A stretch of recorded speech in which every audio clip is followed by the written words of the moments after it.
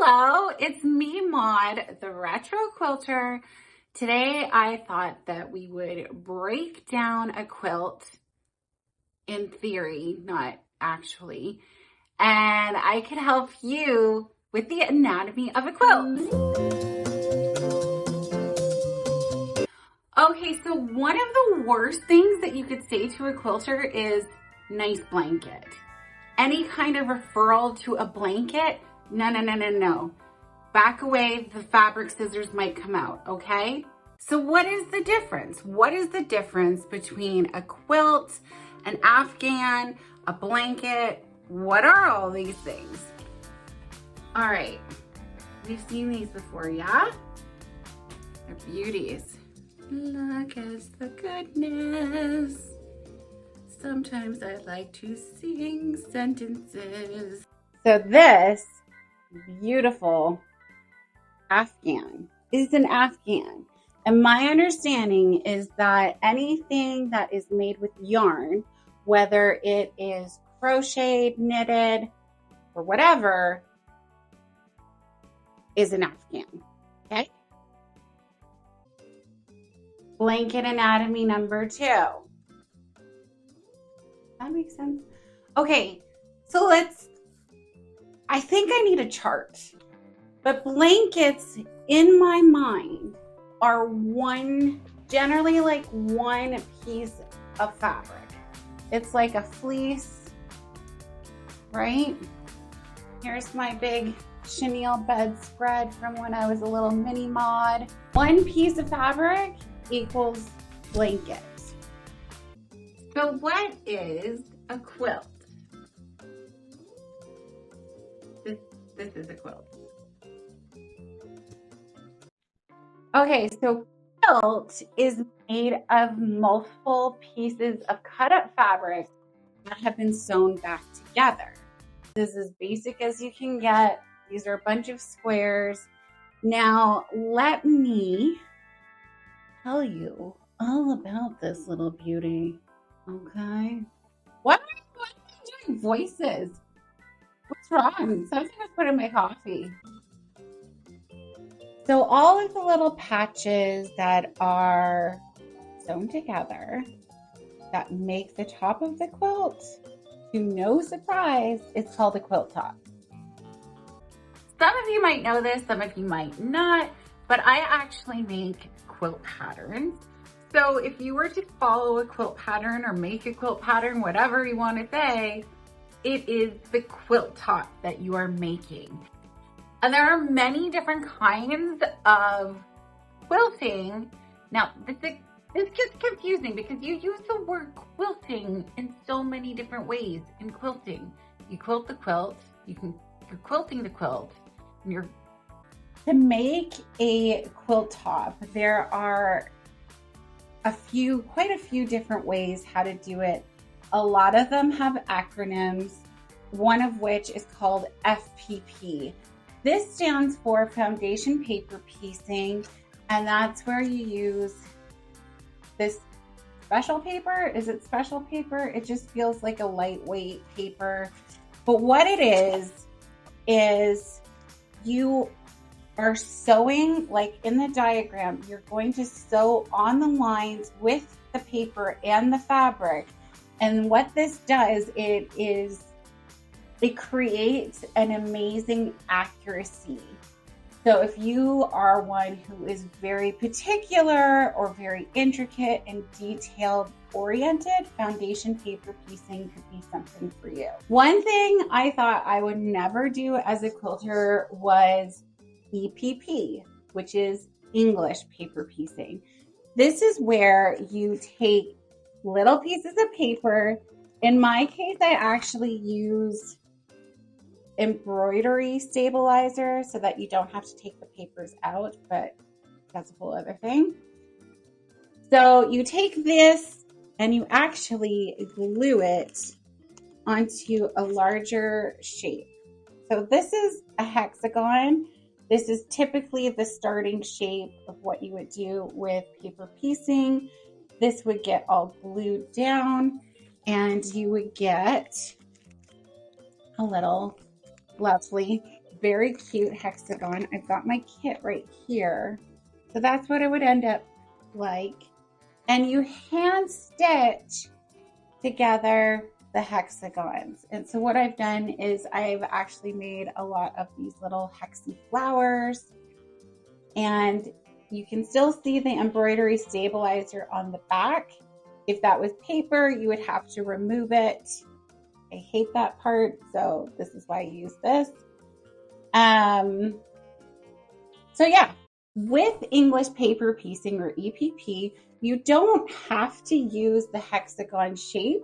There are plenty of other shapes that you can use, and you can create these really cool kaleidoscope type blocks using English paper piecing. There are also applique quilts. This is where you take a shape. In this case, this is my retro daisy quay. All right, so with applique quilts, you are taking fabric and you are sewing it on top of another fabric.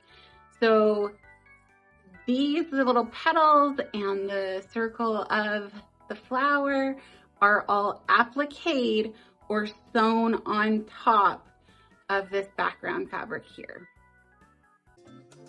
Can I think of any other? There's probably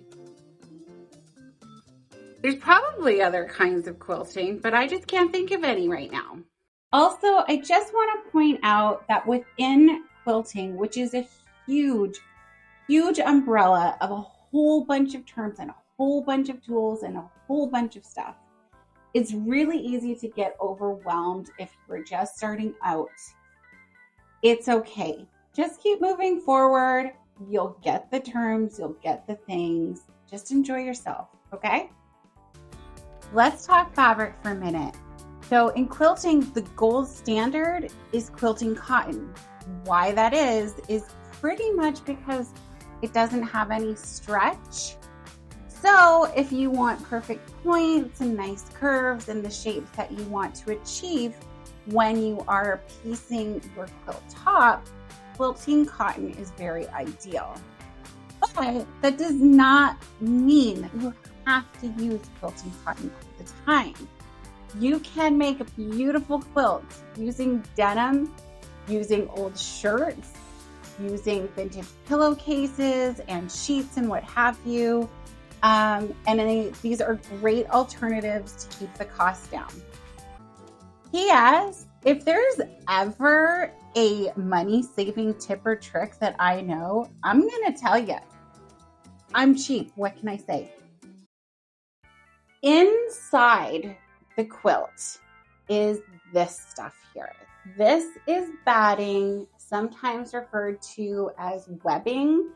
So how to make a quilt is this. You have your quilt top, you have your batting, and on the bottom, you have your backing, which is another piece of fabric. This is the stuff that's in between that gives you the warmth, that gives you the cushion and all of that.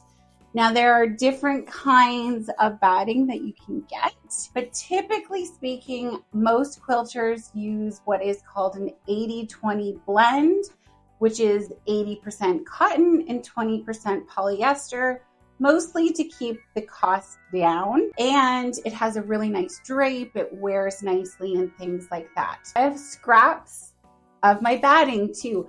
I don't throw nothing out. It will get used, okay? So we have our top, inside we have our batting, and then we have our backing.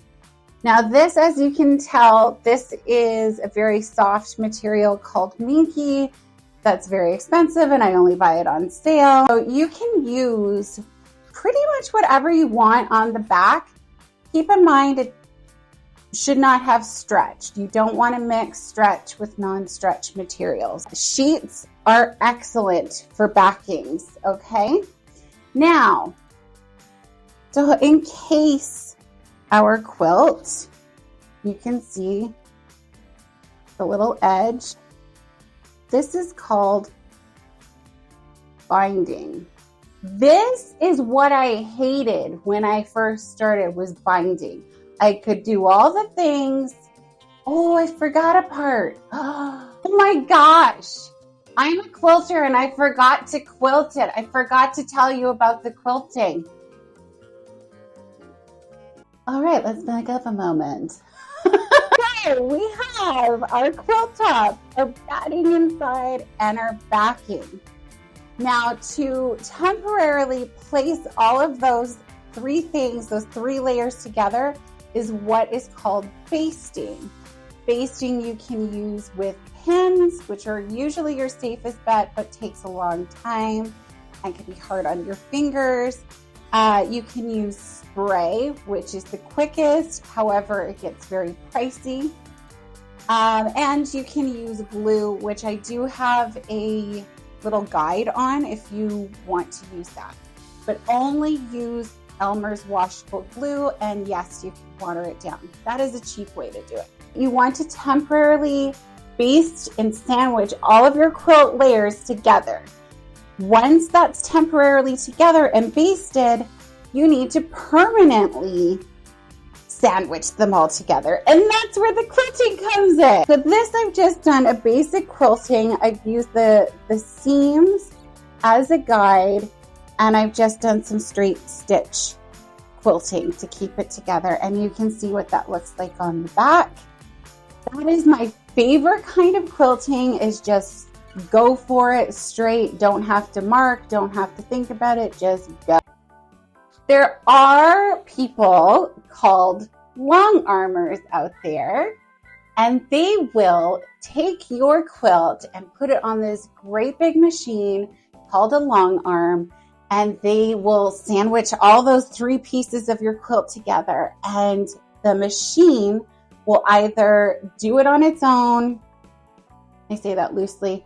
The computer will sew a pantograph, a design from the edge to edge all over it. It makes a beautiful quilt. Or the long armor will manually kind of like doodle and draw on the quilt. For example, see those designs? The designs that goes across? So the computer is doing all of this at a time, and the long armor will have to manually scooch the quilt down so that it can cover the entire quilt.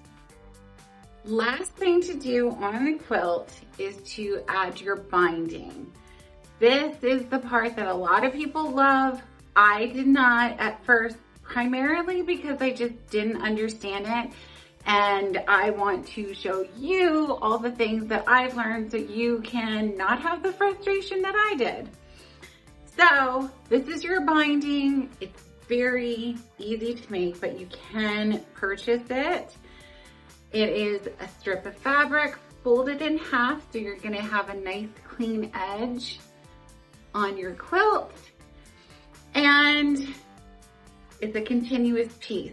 And this goes all around your quilt and holds it all together. Here is some binding. Now, typically, I prefer to sew my binding first on the back. And then what happens is it folds over and you sew it down to the front. You can do it the other way as well. It's just a personal preference. And it's also a personal preference whether you machine stitch down the edge to the binding, or you can hand stitch it. It's completely up to you and whatever you like. Sometimes I do it this way, sometimes I do it that way. A few reasons as well of why I quilt.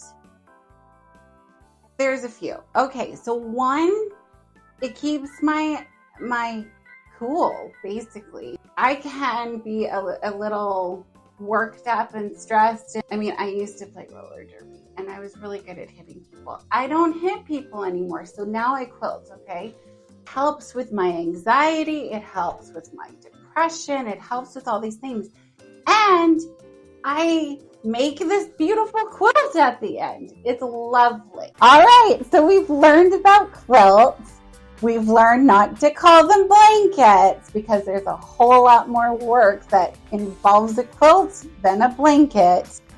If you want to see some of my quilts from my quilt patterns, stay tuned because in the next video, I'm going to walk you through and you can meet my patterns. Until next time, keep it cool.